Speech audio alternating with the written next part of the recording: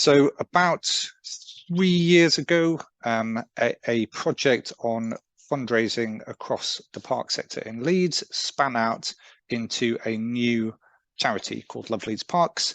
And since then, we have been planning what we want to do across the city. So essentially, what is the niche between the council that owns everything and runs everything and has got quite a lot of staff, albeit half of what they used to have, and they're sort of friends of groups and other small organizations for each place. And we think there is a niche in the middle of here. We're just trying to work out what it is. So we recruited a bunch of trustees, including me. So I've been with the charity for about 12, 14 months. All of us are volunteers. We don't have any paid staff at the moment. And we've been working up this model of what a partnership approach to parks might be. We've just been awarded £249,000 of Heritage Lottery Fund money to try out what this might look like in 6 parks across Leeds. And that's what I'm going to give you an overview of now. But essentially, we're interested in putting together this thing of how people interact with a place and some sort of a process of going about making it better. That's where we think the sweet spot of where we can spend our time and money on. And our mission is for everyone in Leeds to have a green space on their doorstep that they love. And we want to do this via community-led enhancements and fundraising. This is a picture of our trustees, just so you know who we are. There's some obvious gaps in who we are, but I think it's a pretty good team who have stuck through moving everything online and all the rest of it. We've got trustees. So my day job is for the Future Parks Accelerator. So I work with 8 other cities across the UK, helping park services think about how they change how they manage their parks. Linda Kitchen is the chair of the Leeds Parks and Green Spaces Forum, which represents the friends of groups. Dr. Anna Barker works for Leeds University, does a lot of stuff on parks. John Prestott works for TCV. Again, lots of the links with the green activity providers network across Leeds. Lucy Chadwick leads on our comms. Justin Scully works for the National Trust up at Fountains and will help with lots of the on-the-ground delivery. Becky Nicholson leads on lots of our IT and operational stuff, and then Lee Dawson is our treasurer. If anyone else is interested in being a treasurer, is interested in being a trustee, there is an application form on our website. But fundamentally, why are we doing this? And there's some pretty good stats here from Natural England saying that during COVID in particular, 60% of children have spent less time outdoors than before coronavirus. And also that 70% of children said in the future they wanted to spend more time outdoors and with their friends. We also know that there is a big difference between how that green space is provided. So we know in some areas of Leeds, there's very dense terrace housing. Lots of people don't have a garden. 1 in 8 people don't have a garden. And we also know that lots of that green space, even where it does exist, is not to a high enough standard. So 12.5% of people do not believe that their local green spaces are high enough standard to want to spend time in.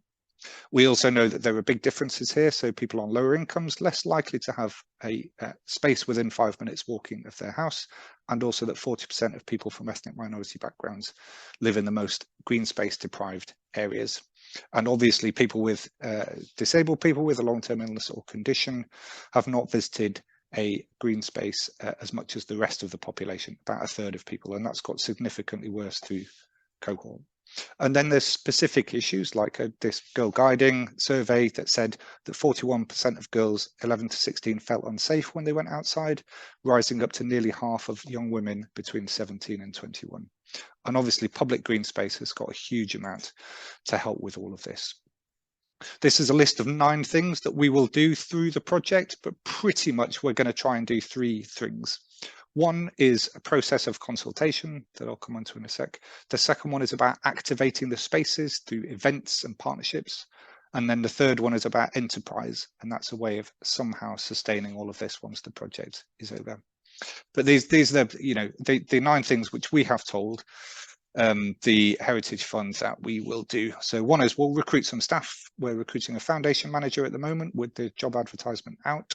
We are recruiting a community and volunteering officer in January or February and a marketing and communications officer, and that will be the staff that we have. They are all part-time and they will need to be absolute heroes. The second thing is for the 6 parks that we have talked about. We're going to start with 2 of them in Burley Park and Hay Hills Park next year. We'll do a consultation and visioning exercise to produce a park plan on a page. The third thing is that we will work with community partners to encourage more people to spend time in those green spaces on their own terms. And that could be through a massive range of different things that we try and do. Fourth one is that we shared learning from the project across the country. So this is not just about Leeds, it's about the wider sector. Fifth one is that we do some practical tasks, in particular those that reduce barriers for particular audiences. Number 6 is that we test new enterprise models, including a crowdfunding platform and income generation ongoing. Number 7 is that we run some training opportunities. Number 8 is that we've got £30,000 of community grants programs, so about £5,000 per place. And we will do a social media campaign, which is all around helping people celebrate the natural spaces on their doorsteps. So how do we choose these 6 green spaces? This map on the right shows the red shows the places where people live that are have least access to nature, and you'll see the 2 there up in Headingley and over in Hare Hills are some of the highest spots in Leeds. You can see some of the other ones which might be where we focus in the future. We've got another 4 parks which we will decide on next year, of the total of 63 community parks in Leeds, because that's where the biggest potential to close the gap between current access and future access. We'll also use the Leeds Quality Park Standard as a way of making that decision, and also where there is community appetite and where we can help others deliver. We know that starting from a standing start is very difficult, so we need local partners on the ground to work with, and where there's political support, but where the scheme is not already underway with someone else. So if you're not one of the 6 parks, what can we offer? And we haven't really fleshed this out yet, but there's some stuff that we properly want to do. Again, this space between the Parks and Green Spaces Forum and others. So we've been asking ourselves questions like, how can we make it easier to do some of this stuff? So is insurance, it might only be £200 a year for some of these groups, but is that a barrier? Is there some stuff around perception? There's been quite a lot of work with friends of groups over the years. There was a recent one called Kick the Dust on future-proofing parks, to say lots of those small friends of groups ask for help with membership, ask for help with fundraising, ask for help with other stuff. How can we go about making their life easier, but also test some alternative models for what those groups might do? So how could a business or a community group adopt a park in some of the spaces that we're talking with? Could we partner with some unusual suspects to bring in different audiences and do different stuff? So we're going to set up a crowdfunding platform, not on the assumption that it will raise a lot of money, certainly not in the areas that we're talking about, but just the idea of the ability to get stuff done. Is there an easier way for people who are sat at home saying, I wish this area was a bit more like this, a way of them starting where maybe we could match fund it, maybe we could get them 20% extra from any donations in terms of gift aid. We could bring along some people from businesses or from other organisations to come and help them on day one and start to turn some of these places around. So again, we've got some questions for you, and obviously consultation has happened with some of these groups over a long period of time, but we are interested in it beyond the 6 parks. And then the consultation bits of all of this, we haven't quite figured out how to go about doing this, except that we will do it in partnership. So Friends of Burley Park will be our partner in Burley. We haven't got a set partner yet in Hare Hills, we will be looking for one. And essentially we have got quite a lot of experience in this area, but I think it just needs working out an actual model of how to make it easier for people to get involved and people to share their ideas. Do we go down this idea of, this double diamond thing of exploring the problem, deciding what to fix, testing some options, and going with a particular one? Is that the work that we want to do over that time, or do we just make a start? But I think being clear about how some of this stuff works, particularly in the Leeds 2023 year of culture, there will be people on the ground who will be able to partner with us. Maybe we partner with some housing associations or others, but being really clear at this bit on the bottom about where we're just giving information like I'm doing today, where we are gathering information about what people think, or where we're being consulted to be influenced, as in, are we prepared to change our mind on what we're doing? And I hope that we are. The entire project is set up to try and do what other people want to do, but obviously not everyone wants to do the same things. So we haven't really got any set ideas. We just want to do the stuff that will work in the long term. In terms of the second big building block about activating spaces, there's lots of different stuff that already happens in this sort of space, stuff like park runs, stuff like community allotments, some like new pop-up parks and other stuff. But we think there's broadly 6 ways of thinking about this thing. One is either commercial, so the High Street Task Force have got lots of very good resources in there, but stuff like pop-up cafe vans, pop-up ice cream vans, pop-up, I don't know, a million different things, which hopefully won't cost a lot of money, but are just the ways of, actually is the way of making a little bit of money that makes it easier for this stuff to run in the future. Number 2 is about self-led. So, how could, if you wanted to have a birthday party there, if you just wanted to have some friends around, if you wanted to have a barbecue or do something in the bandstand, what is the easiest way of you being able to do that? Could you book a space? Could you use a booking system? Could you, how could we make it easier for more people to do stuff off their own bat? Obviously, lots of stuff around sports, boot camps, summer sport activities, kids clubs, regular stuff. There's lots of stuff that goes on through Active Leeds. There's lots of stuff like park play, which is working in some areas of Leeds. Just regular ways, for example, on 10 a.m. on a Saturday morning of getting people together and let them do some stuff. And just starting from there, really.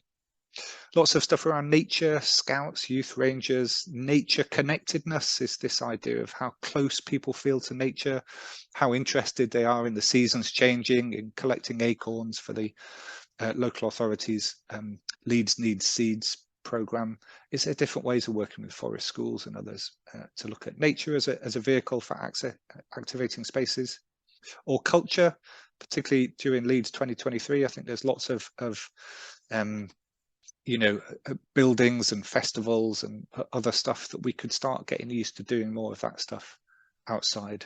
And there's a really nice image here about what is placemaking. I think sort of leads you to think about much more how is your life happening outdoors, rather than just outdoors sort of being something which is on the edge of your life. How could we start to live more of our own lives outdoors? And then there's specific audience-led bits. So is there something specifically about younger families and the under 5s where you want to have some more adventure play or exploring, or, a load of trees knocked down, or, natural place, something else? Is there something for older people? Is there, lots of the classic stuff like Tai Chi and exercise groups and other things, or just somewhere to sit when it's wet, or lots of the bands that go on in Leeds. What are the sort of things which we could do which would activate the spaces in the long run? We also will look at some of the zoning and audience segmentation, which means, for example, if you've got young people who want to do a lot of noisy stuff in one area, you don't put it right next to the relaxing garden. And I would say a lot of parks in Leeds have sort of got this, but it doesn't really translate on the ground. So think of things where, there is natural planting or fountains or something else. How could we genuinely bring out the best essence of some of these areas, so everyone is really clear? If they're off for some fun, they go to one of these spots. If they're after some quiet relaxation or somewhere to eat the tea, they go somewhere else, and start to, think of it a bit like theme park language of where people want to go and what they want to do. So in terms of our timeline, we are recruiting staff at the moment. As I mentioned, we should have all of those in post by March 2023. We're going to do something around the Easter weekend to start some of this stuff, because that's when people often come out. There's often quite a lot of activity. So that's one of our sort of big launches. And then summer 23 is when lots of the other stuff works. But when we get people in post, they will start to come and talk to some of those partners and see who is local and who is interested in doing it. And then we'll start on sites 2 and 3 in 2024. There's a bit of a Gantt chart down here, which again I can share with people if they're interested. In terms of how you can get involved, the best way, there's our email address, Twitter and Facebook handles here. It's also worth checking in on the Leeds Greenspaces Forum, Leeds Park Service Facebook programme, and the Leeds Green Activity Providers Network, because we will be working with all of them. And as you can imagine, there is a lot of stuff going on, and we're just a tiny little bit of it. So tapping into what already exists feels like a good place to start. And then I think it's just worth mentioning the Parks and Green Spaces strategy, which the council has got. But a lot of the stuff that we're doing will fit into that, because I think that is our best chance of maintaining this sort of stuff in the long term. But just the numbers are amazing. 45 million adult visits to park every year. It's got a value overall of 598 million contributed to physical and mental health across Leeds. So there's a lot of stuff to play with here. There's huge amounts of assets, 6 million trees plus.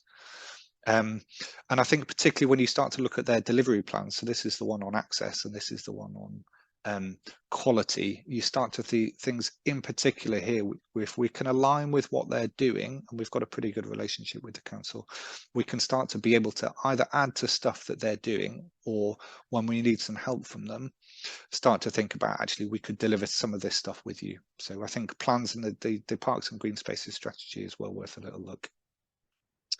And that is it